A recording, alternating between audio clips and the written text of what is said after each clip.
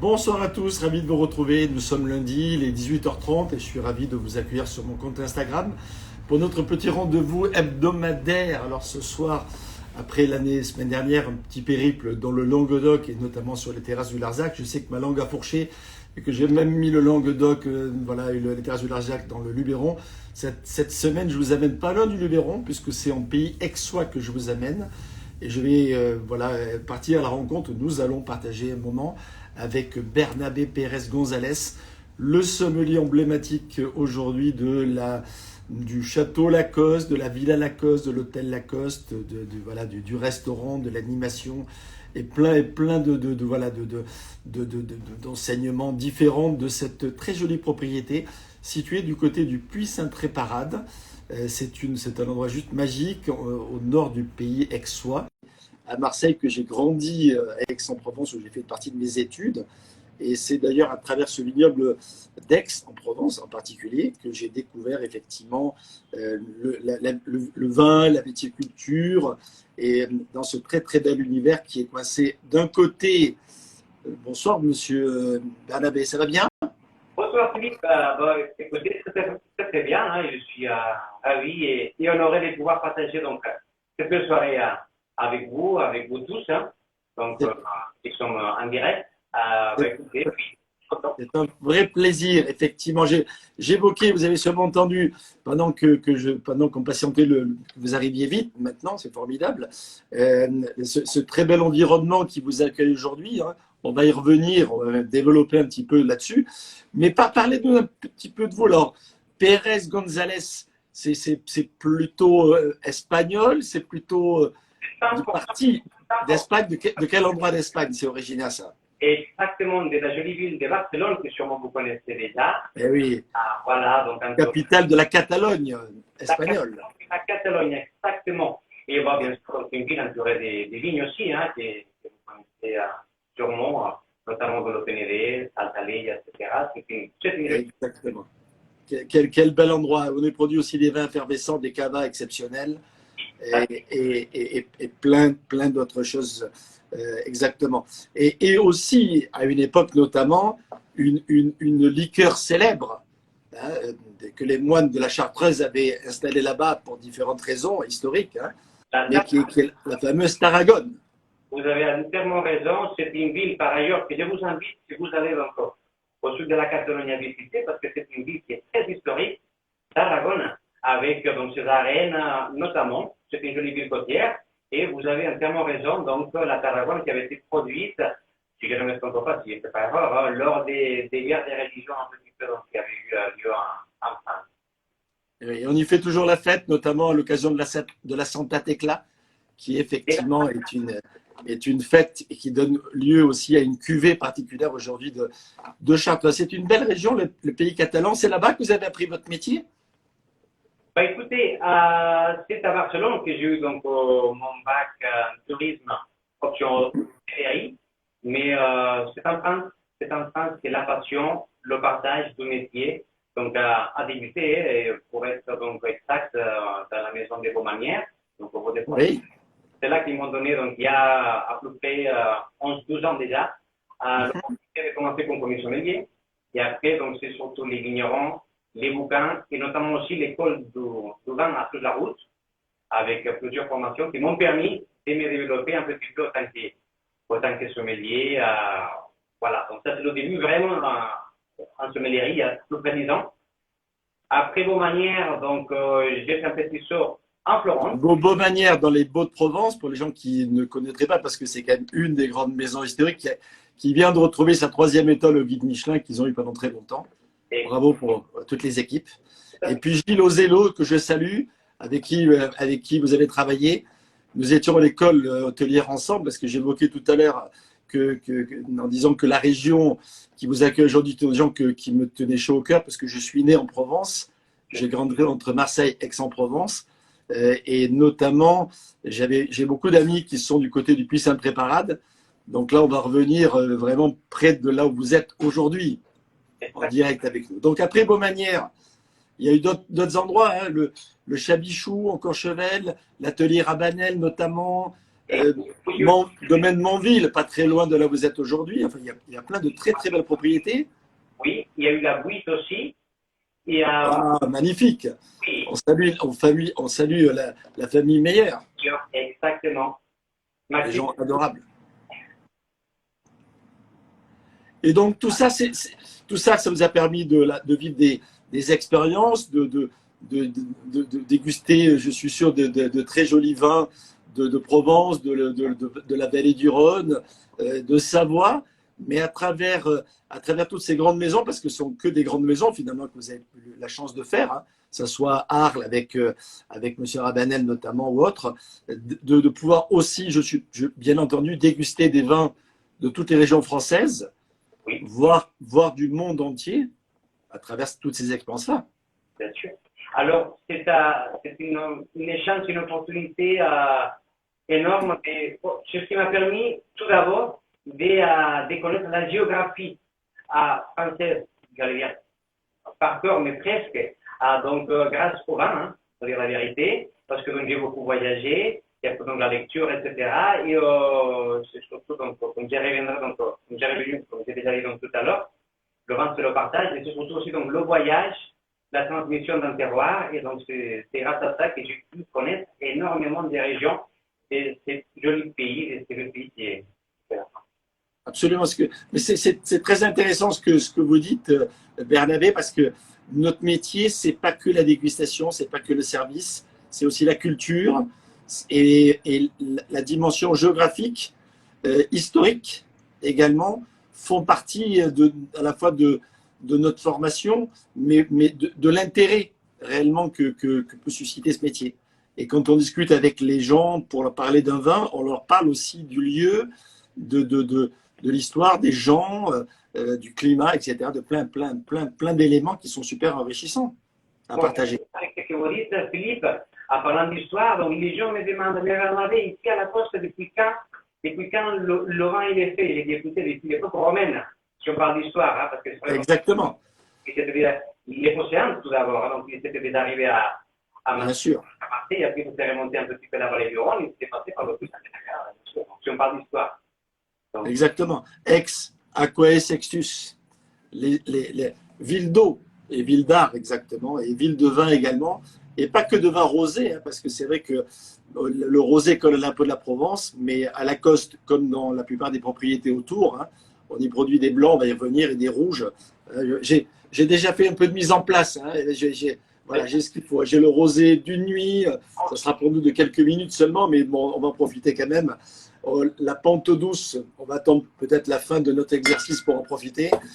Et puis le grand rouge, qui est toujours effectivement le bienvenu dans ces belles dégustations. Alors, être sommelier, finalement, au sein d'un établissement de restauration qui est à la fois multiple, hein, puisqu'il y a à la fois le côté bistrot, terrasse, gastro, française et étrangère aussi, avec le fameux chef argentin, enfin, la cuisine argentine du chef Malan. Ça, c'est quand même juste extraordinaire. Et être en même temps amené à parler des vins de la propriété dans laquelle vous exercez, mais aussi de l'art, puisqu'il y a aussi des expositions d'art, etc. On propose des expériences particulières d'immersion, je suppose, entre la gastronomie, la cuisine, les vins du domaine, mais peut-être aussi d'autres domaines, d'autres régions, l'art, etc. Il faut être multicarte, multifonction et extrêmement disponible pour pouvoir gérer tout ça. il faut être multicarte, passionné, mais en fait, c'est tellement facile. C'est tellement facile de travailler dans un endroit, comme vous dites, hein, où il y a la symbiose, où il y a cet amour pour l'art, pour la gastronomie, pour l'hôtellerie. J'allais dire des luxe, mais avec toujours une approche très familiale, assez conviviale. Et puis, dans un endroit où on vinifie des vins qu'on va goûter tout à l'heure, bien sûr, des vins qui sont merveilleux, qui ont une capacité de vieillissement énorme. Si on revient donc aux tâches de sommelier, c'est vrai que le challenge, c'est très motivant, c'est merveilleux aussi, c'est de pouvoir donc élaborer des cartes de vin. Donc, le restaurant argentin donc Francis Malman, notamment, après donc à l'hôtel Villa La Costa, avec donc des clients aussi très particuliers. On a beaucoup d'Américains, on a beaucoup de clients étrangers qui sont donc demandeurs des grandes bouteilles, bien sûr, mais qui sont curieux aussi pour déguster des petites pépites. Hein. Nous comptons ici à la Coste autour de 500 références. Ça commence déjà à être dans une carte assez étoffée. Et puis, donc, les dégustations autour du domaine dans les chais que nous proposons avec nos vignerons, notre vigneron. Exactement. Alors ce soir, nous avons tous les deux et peut-être d'autres personnes autour des écrans avec nous. Je salue tous les gens qui sont, voilà, qui sont fidèles de nos rendez-vous et qui sont fans aussi de vous, Bernabé. On va goûter peut-être le blanc, le rosé, ou commencer avec quoi? Bah écoutez, si vous êtes d'accord, nous allons commencer par le rosé. Allez.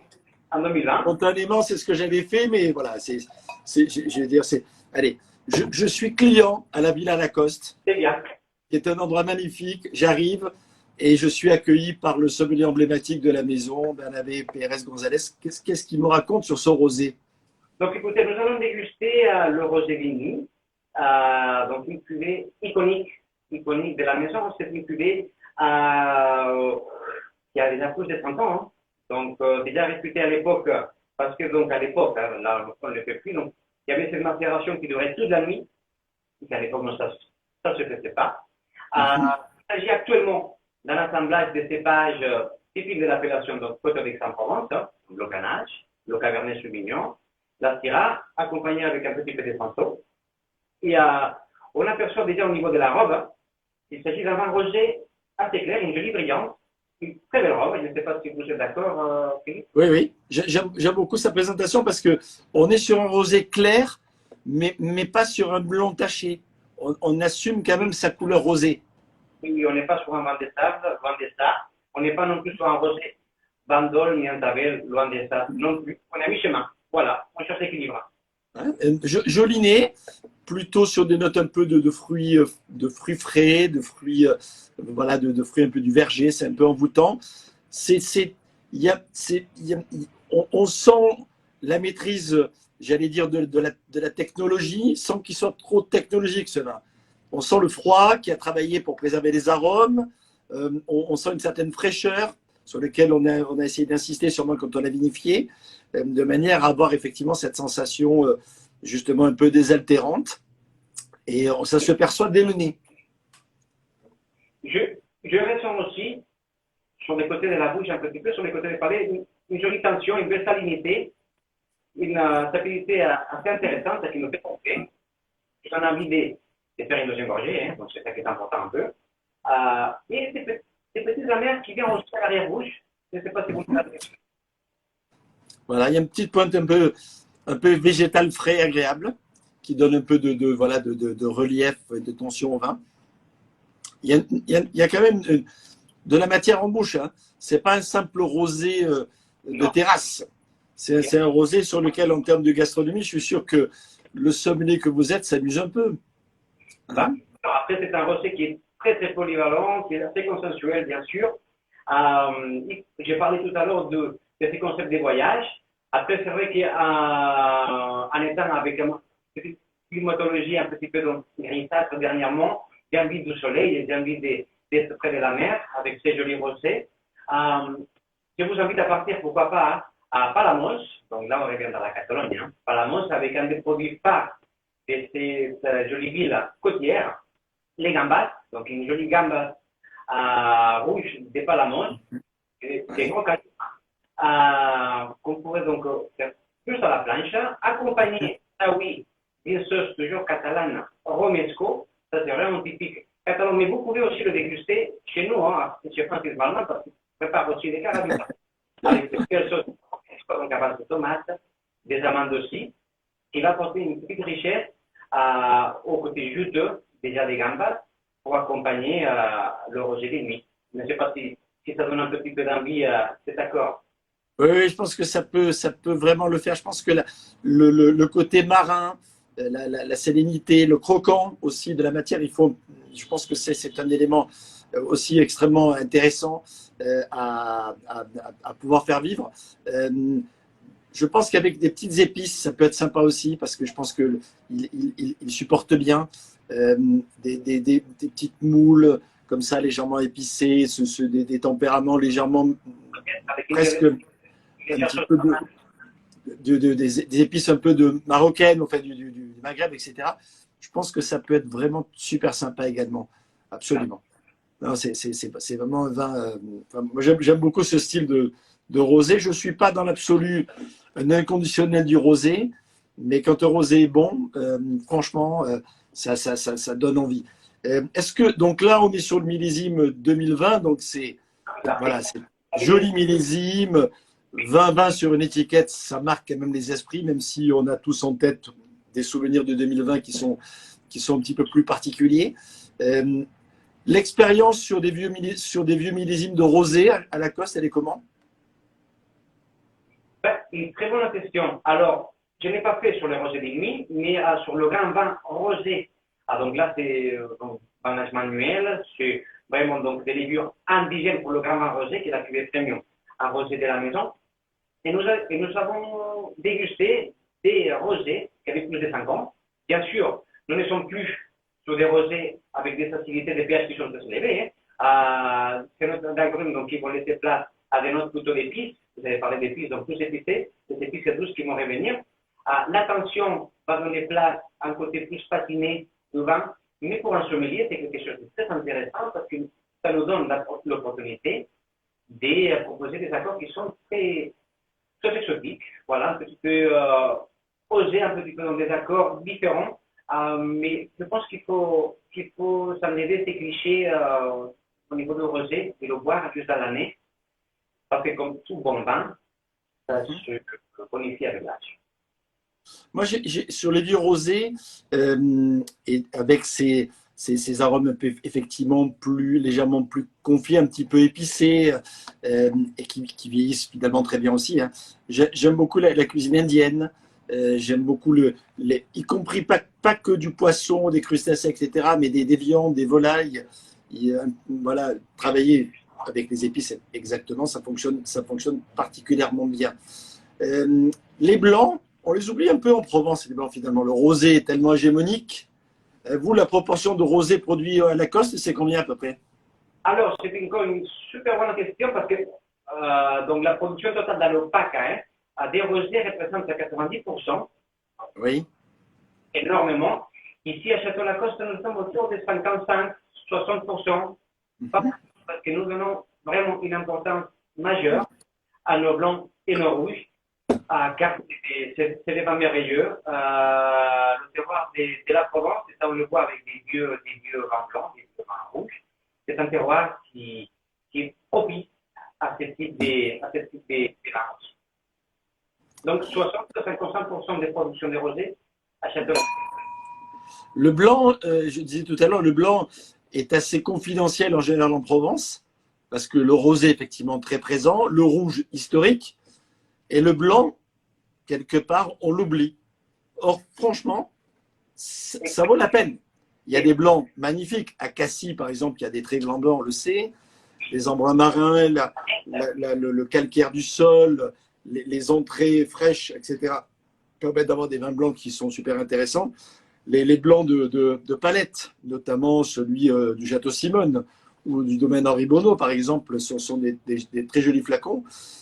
Mais voilà, les blancs de Bélé, dont on parle de temps en temps, mais les quantités produites sont tellement infimes que souvent les consomment à Nice et rarement à la Cannes, finalement, oui. Presque pas.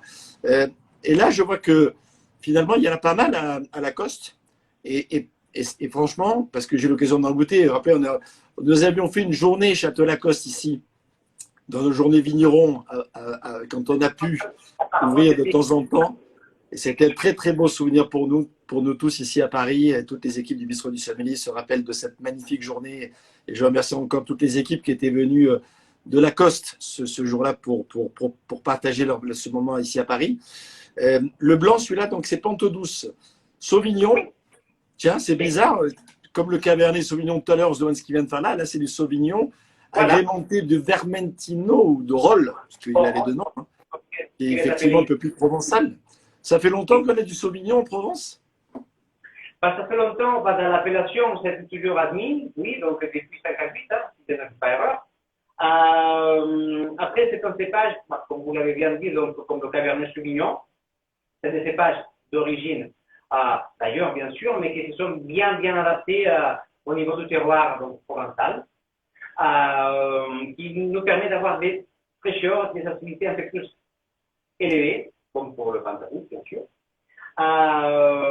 Et même moi, j'étais vraiment étonné de voir donc l'adaptabilité d'un cépage comme le Sauvignon blanc, qu'on n'aurait jamais cru pouvoir s'adapter un petit peu à ces terroirs. Il faut savoir que particulièrement ici à Château-Lacoste, nous avons la chance d'être exposés au nord. C'est un très beau amphithéâtre qui regarde vers le Luberon. Donc nous avons l'air du côté de la Durance, qui vient des Alpes, qui ont beaucoup de fraîcheur, et de l'autre côté, du côté ouest, c'est le Mistral qui va rafraîchir un petit peu les vignes. Et je pense que pour le Sauvignon blanc, ça va nous faire énormément de bien parce que je ne sais pas si vous avez pu déjà sentir un petit peu le Pantagruel blanc, c'est quelque chose de merveilleux. Ah, c'est merveilleux, c'est assez envoûtant. Et ce qui est intéressant, c'est qu'on n'a pas le côté variétal et caricatural du Sauvignon, pas du tout. Le côté végétal, le côté buis, etc. On a une assez jolie complexité, à la fois sur du fruit, sur du floral, un petit peu de minéral un peu assumé. Enfin, il y a vraiment des arômes super intéressants, assez complexes. Et après, en bouche, il y a de la matière, il y a du gras, et il y a cette tension derrière, alors apportée par le Sauvignon sûrement, mais aussi par le Vermentino, qui a cette réserve minérale qui est super intéressante également et qui se révèle d'autant plus dans ses arômes avec le temps également, parce que les blancs de Provence, bon là aussi on est sur un millésime jeune, hein, mais là aussi les blancs de Provence, c'est super intéressant à goûter, hein, avec l'âge. Oui, très pertinente parce que par ailleurs, donc là, on est en train de goûter donc 2019. Donc en 2020, un très beau millésime aussi, en Provence, et en France aussi quand même. Mais nous proposons ouvert à l'hôtel Pantagruel 2012, qui est quelque chose de merveilleux, exceptionnel. Nous avons bien sûr, on gère bien, hein, on a moins de pH, moins d'acidité, moins d'ordre, mais on va avoir un Vermentino, une alliance entre le Vermentino et le Sauvignon, avec un vin blanc d'une belle rondeur, qui tapisse très délicatement le palais, très délicat, une belle longueur en bouche, très intéressant, à goûter sur place, voilà, avec un plaisir qu'on va à partir de 2019, voilà. La finale de bouche est très agréable parce qu'elle est à la fois légèrement saline et un petit peu acidulée. Un petit point d'agrumes final, etc. Un peu des amers minéraux intéressants qui donnent un peu de longueur. Enfin, c'est très sympa. Et en termes d'accord avec les mets, bien entendu, logiquement, et sur cette saveur-là, les poissons sont les bienvenus. Et c'est vrai qu'avec tous les poissons méditerranéens, ça marche très bien. Un bar à la croûte de sel, une dorade à la plancha, même des rougets, enfin plein de choses. On est dans le ton, quoi. Il y a une évocation directe. Mais je pense qu'avec les fromages, je pense que c'est pas mal. Et avec une des huiles préparées aussi, parce qu'on n'a pas encore parlé de cet aspect-là, mais à Lacoste, il y a des huiles magnifiques. Là, tout à l'heure, on a fait une petite dégustation de fromage et on a dit, mais goûtons l'huile de Lacoste. Et c'était, voilà, c'est une huile ardente, extrêmement intéressante. Et je pense que sur le blanc, l'huile et le fromage de chèvre notamment, c'est magnifique. Là, oui, là j'y reviens un petit peu, donc bon, on peut rester donc, en Provence, mais un mariage qu'on fait par ailleurs très souvent en Espagne, c'est celui du Manchego, un joli Manchego, avec un petit peu d'huile d'olive des Château-Lacoste extra vierge, donc à Rando. Ça pourrait être une très jolie alliance, un mariage très judicieux. Je pense aussi. Franchement, joli vin. Et je le disais tout à l'heure, et je le répète pour tous les gens qui nous suivent, n'hésitez pas, si vous avez des bouteilles qui ont pris un peu d'âge, ne soyez pas affolés. Profitez-en surtout. Parce que là aussi, ça minéralise davantage. On trouve plus de complexité encore. Il ne faut pas avoir peur, entre guillemets, de se dire, même comme pour les rosés, c'est parce que l'année est passée qu'en Provence, on n'est pas capable de faire, y compris des rosés ou des blancs de garde. C'est super intéressant. Au contraire, moi, je me permets toujours de conseiller aux clients d'acheter un carton de 6 et chaque année, ils dégustent le même vin, comme ça, ils voient un petit peu l'évolution du vin. Donc, c'est quelque chose de très intéressant. Et c'est là où on voit la qualité du vin. C'est la capacité de vieillissement qui a le vin. Et il faut s'apercevoir que Château-Lacoste, il peut tenir vraiment, vraiment longtemps dans le.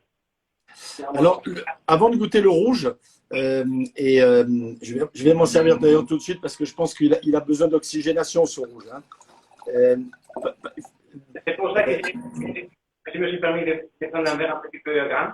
Comme Voilà, ça. exactement. Et pas hésiter à l'oxygéner parce que même si c'est 2016 que nous goûtons, là, par exemple, on s'aperçoit qu'il y a une réserve de matière super intéressante. Alors, le temps que ça s'oxygène un peu, quelques mots sur la dimension artistique du château Lacoste.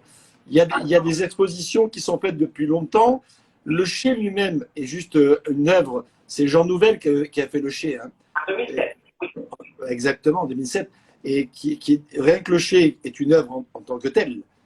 Mais il y a aussi des expositions et Lacoste a développé dans la région une capacité touristique extraordinaire qui a d'ailleurs été récompensée il y a quelques années, notamment par le Revue de France, mais pas seulement.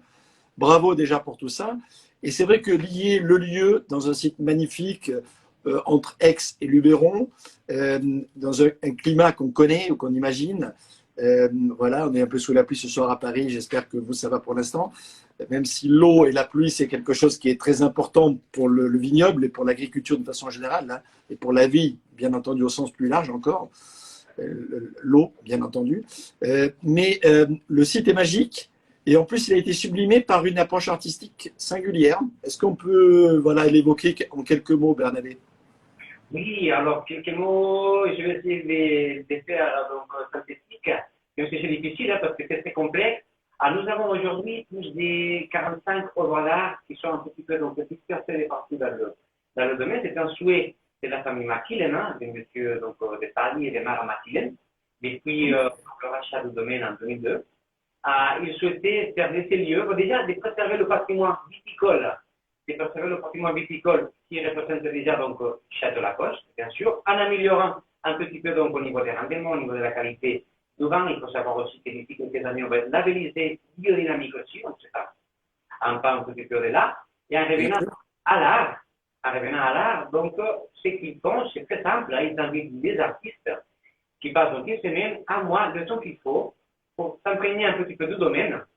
Ils regardent dans tous les vignobles la place où eux, ils sont vraiment inspirés pour faire donc sa couture œuvre d'art.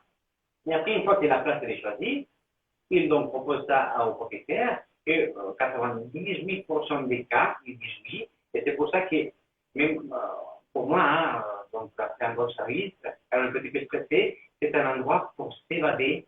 On ne sait pas vraiment quelque chose à part complètement. Hein. Pour faire le parcours là entier, au complet, on a besoin de 3 heures tranquillement pour tout découvrir entre les lignes.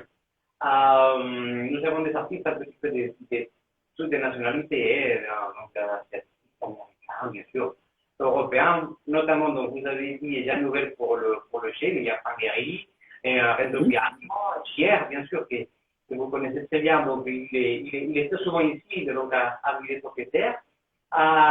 Et puis, bon, cette harmonie, cette symbiose qu'on a évoquée tout à l'heure, l'art, de l'astronomie, et aussi donc des vins. Ce qui est formidable, c'est que c'est un sorte de. C'est pas un parcours initiatique, c'est un parcours de plaisir, c'est un moment de détente, de rencontre avec un lieu, la nature, une histoire, des gens qui se sont impliqués quelque part pour que ce lieu soit un lieu de vie également. Positionné Palace quand même pour la partie de la Lacoste notamment, donc ça c'est quand même une volonté voilà, de faire quelque chose de tourné vers l'excellence et que vous caractérisez bien, mon cher Bernabé, bravo. Hein. Est-ce qu'on peut parler avant finalement le temps passe et je vois qu'il est déjà 19h, mais j'aimerais bien qu'on parle de ce vin rouge quand même. Donc le Grand Vin 2016, rencontre tout à l'heure de Syrah et de Cabernet Sauvignon. C'est un mariage qui a plutôt bien réussi dans quelques exemples dans différents coins de France et même de certains coins de l'étranger, cette Syrah et ce Cabernet Sauvignon. Exactement, donc c'est un cépage, c'est un assemblage donc aussi très typique des côtes d'Aix-en-Provence.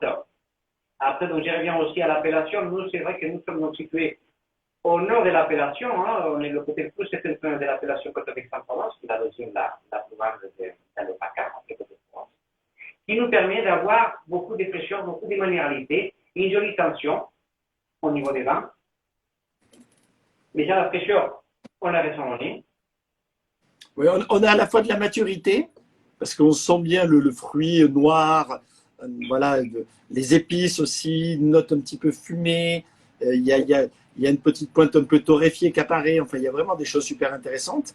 Et en même temps, on a effectivement une petite réserve de fraîcheur, avec un côté légèrement mentholé, un peu poivré, etc., qui est là, qui est vraiment très agréable, quoi.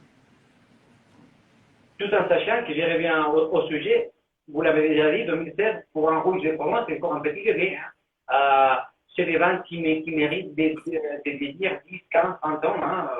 Ils vont se bonifier, ils vont se patiner toujours, ils vont devenir plus délicats, plus longs en bouche. En bouche, il y a une attaque super franche, c'est assez dense, et il y a encore beaucoup de tanin. Hein. Il y a de la mâche, il y a de la matière, il y a de la longueur. Il y a une petite pointe d'astringence qui est là, qui permet d'avoir de la tenue en bouche. C'est un vin que l'on peut carafer, que l'on peut attendre et que l'on doit servir si on a envie d'en profiter maintenant, parce qu'il y a bien sûr du charnu, c'est notes un peu réglissées, il y a plein de choses super sympas qui se passent dans la bouche, avec un plat qui apporte un peu de matière. Oui, qui a un plat qui a du corps, qui a de la matière, un peu super riche. Après, moi j'ai pensé donc à un village qui est donc connu, l'agneau de Citeron. Voilà, pourquoi Absolument. pas. Absolument. Un joli agneau, un coup de persillé, pourquoi pas. Hein, donc une bonne coup de persillé. Et quelques légumes aussi pour accompagner cet agneau. J'ai pensé pourquoi pas donc un légume plutôt avec une belle sucrosité, parce que les rouges aiment bien ça, la sucrosité dans les légumes. Un pané du pays. Un joli crémeau dépané du pays donc, sur les côtés avec un petit peu de cumin pour accompagner ces gigots d'agneau en côte persillé. À moi, personnellement, c'est un accord qui n'est pas. C'est pas mal. Alors, il y a un plat assez emblématique aussi de cette région. Bon, il y en a plusieurs. Hein. Moi, ma grand-mère faisait une daube à la provençale qui était magnifique avec des olives noires. Et c'est, voilà, pour moi, c'est un de mes souvenirs de gourmandise. Et je pense que ce vin serait le bienvenu dessus. Avec les pieds paquets, qui est une vieille recette provençale également, très savoureuse, dans laquelle on va retrouver non seulement la viande très cuite, mais également l'oignon, l'ail confit, la tomate confite, etc. Ce sont autant de saveurs qui permettent effectivement d'absorber la matière du vin et de lui donner sa place tout en l'aidant à trouver son équilibre quelque part. Exactement, je suis complètement d'accord. J'adore ces plats extrêmement fondants et très, très, très agréables. En même temps, avec une belle grillade de bœuf prise dans le faux filet légèrement persillé. Avec des frites peut-être. Là, je pense Exactement. Et là, on peut déjà juste se faire plaisir dans cet esprit-là. Et vous le signalez tout à l'heure, on peut le garder 10 ans, 15 ans, 20 ans. J'ai goûté il n'y a pas très longtemps un de vos confrères dans le millésime 99, par exemple, dégusté comme on aime bien entre nous sommeliers, en l'aveugle, en disant tiens, qu'est-ce que tu en penses et tout ça.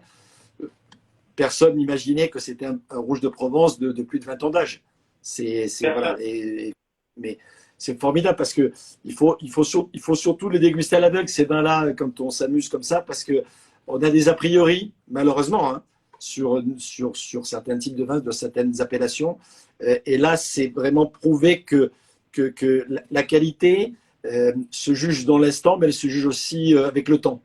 Et les grands vins se révèlent d'autant plus qu'ils prennent un peu d'âge. Et les rouges de Provence, c'est vraiment, il faut leur donner un peu de temps, quelque part, souvent. Un rouge merveilleux, comme vous dites très très bien. Le vin, il faut être patient. Il faut être patient, il faut avoir de la patience pour qu'il se révèle, pour qu'il raconte un petit peu ses secrets, son terroir. Et qui révèle un petit peu donc, cette histoire, on parlait d'histoire aussi, qui sont souhaités nous raconter les vignerons et le terroir de chaque rouge, blanc et rosé. Exactement. Il y a de très jolis vins. Alors, Lacoste est notre invité du soir et merci de m'accueillir à Château Lacoste ce soir. Mais c'est vrai que dans le secteur d'Aix, il y a plein de vins super intéressants. Vignolor, par exemple, est un des pionniers pour l'assemblage entre les Cabernets et les Syrah. Euh, euh, Fischer, pas loin voilà, de Lacoste. Beaulieu, qui est à 2 pas, etc. Il y a plein de domaines emblématiques dans ce secteur d'Aix-en-Provence qui aujourd'hui a plein de petites pépites comme ça qui sont à découvrir les unes et les autres. Alors, quelle est l'actualité du Château Lacoste? Vous allez rouvrir en terrasse, ça se prête bien, peut-être de la semaine prochaine. C'est prévu, ça, le 19? Depuis Pâques, en fait, on a la chance d'avoir des clients qui nous soutiennent, qui viennent donc déjà à l'hôtel pour faire de room service. Donc, on cherche depuis Pâques.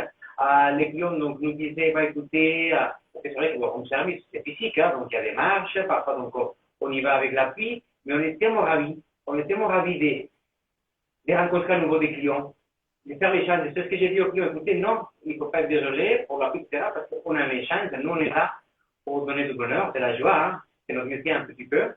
Et ça nous manquait un petit peu, mais beaucoup. Et là, depuis pas donc on a commencé à travailler, et là on a une date vraiment, donc à partir du 19, pour pouvoir profiter, faire profiter surtout aux clients de ces jolis vins de l'endroit aussi, parce que, comme on a déjà discuté, donc c'est un endroit où on peut s'évader, je pense qu'on a tous besoin, dernièrement, de pouvoir s'évader, en profiter et avec cette ambiance, encore une fois, de gastronomie, d'hôtellerie de luxe et de bon vin. Donc, à partir du 19, oui, on va être ouvert pour les extérieurs, même si on est déjà ouvert pour les clients de l'hôtel. Bon, ben, magnifique. C'est une information importante pour tous les gens qui nous suivent sur les réseaux et ce soit sur Instagram ou après dans les replays, etc., pendant un certain temps. Merci beaucoup, Bernabé, de nous avoir reçus à Lacoste. C'était un vrai plaisir. Merci pour ce joli parcours déjà, de cet homme de belles maisons.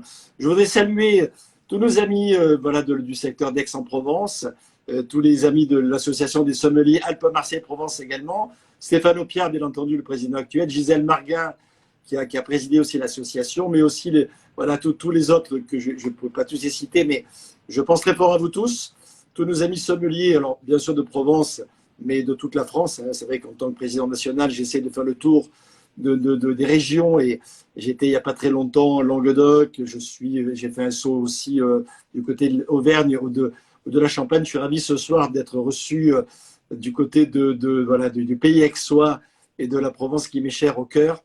Donc merci et bravo et une salutation particulière à tous nos amis sommeliers de l'association des sommeliers Alpes-Marseille-Provence et tous les jeunes très dynamiques qui participent voilà, effectivement à la vie associative et c'est super important pour nous tous, ça nous encourage effectivement. Merci à Laurent Boyer pour la communication, lui qui est basé en Savoie et qui travaille aussi avec nos amis suisses. Merci à Juliette Jourdan qui s'occupe toujours de la programmation et du suivi de nos lives. Merci beaucoup et un petit mot de la fin peut-être, alors peut-être pas en catalan, mais avec un français et un petit accent que je suis sûr les gens qui viennent à Lacoste en ce moment apprécient parce que c'est un accent qui chante, c'est un accent qui fait plaisir, c'est un accent dont on se souvient, c'est un accent qui parle effectivement à l'oreille et au cœur aussi.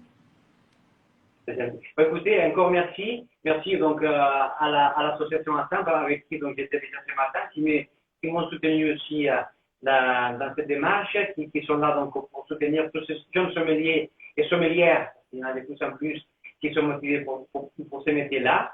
Et on attend, bien sûr, on vous attendra tous dans les terrasses à partir du 19 pour partager ces jolies cartes, ces pépites.